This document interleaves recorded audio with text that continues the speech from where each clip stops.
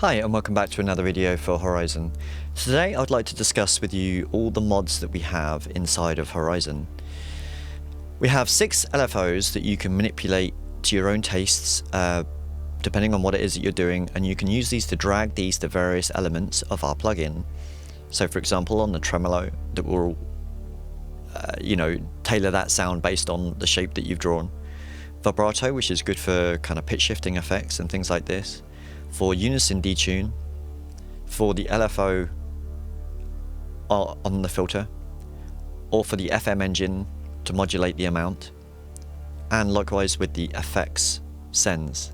So for example, you can have a gated reverb if you so wish, or you can modulate these in some kind of form and fashion, as well as you can do it likewise in the synth engine as well, and other various places. But for now I'll just give you an overview of what these can do. So to access these LFOs, these first 6, you can simply just click on the mods panel at the bottom and then just double click on them.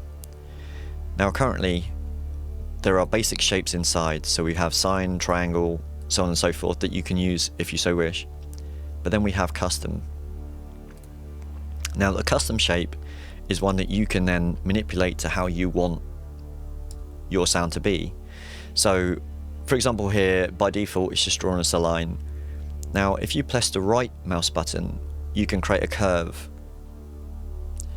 If the left mouse button will add a point, and you can click as many of these as you wish. Now if you want something that's slightly aligned, we have a grid size option here, so you can set that, and then tailor make it so it's like, okay, I want it on this point of the song just to be a little bit more grid shaped if that's your fancy.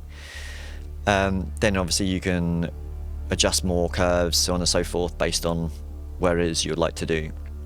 There are some presets that we've already added inside the plugin, so you can start there if you so wish, or just simply create your own or modify these. It's no problem at all. Now the functions at the top, we have our speed, which is the speed of which it plays, and this goes down to 1:1, so it can last a long while essentially.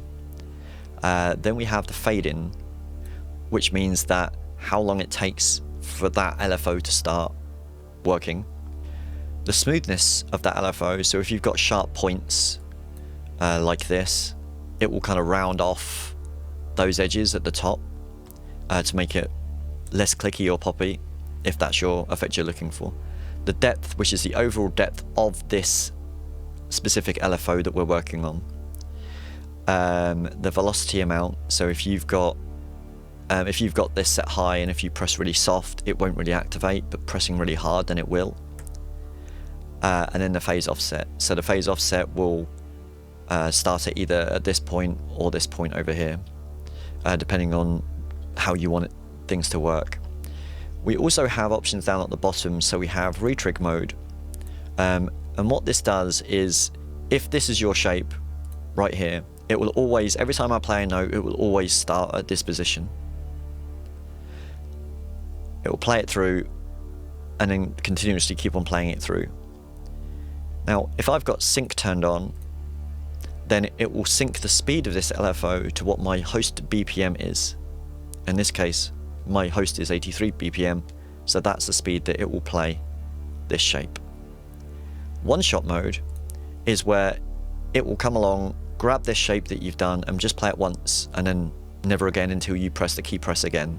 So for example, if you're playing a big pad and you want something to really kind of sweep up with lots of different shapes like this, to give a wobbly effect at the start and then to kind of be smooth afterwards, then that would be your friend right here, is the one shot mode.